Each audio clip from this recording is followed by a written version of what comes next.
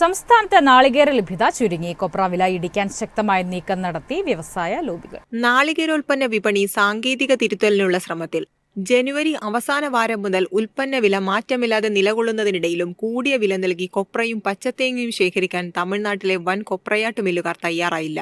സംസ്ഥാനത്ത് നാളികേര വിളവെടുപ്പ് ഊർജിതമാക്കുന്ന സാഹചര്യത്തിൽ ഫെബ്രുവരി രണ്ടാം പകുതിയിൽ നാളികേരത്തിന്റെ ലഭ്യത കാർഷിക മേഖലയിൽ ഉയർന്നു തുടങ്ങിയാൽ വിലയിൽ ചാഞ്ചാട്ടം അനുഭവപ്പെടുമെന്നാണ് മില്ലുകാരുടെ വിലയിരുത്തൽ.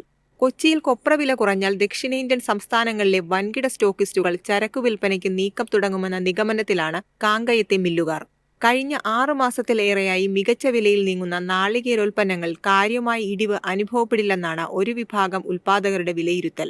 വിളവ് ചുരുങ്ങിയത് തന്നെയാണ് കാർഷിക മേഖലയെ ഇത്തരത്തിൽ ചിന്തിപ്പിക്കുന്നത്. വെളിച്ചെണ്ണ 22,400 രൂപയിലും കൊപ്ര 14,050 രൂപയിലും വിപണനം നടന്നു. News desk, MyFin TV.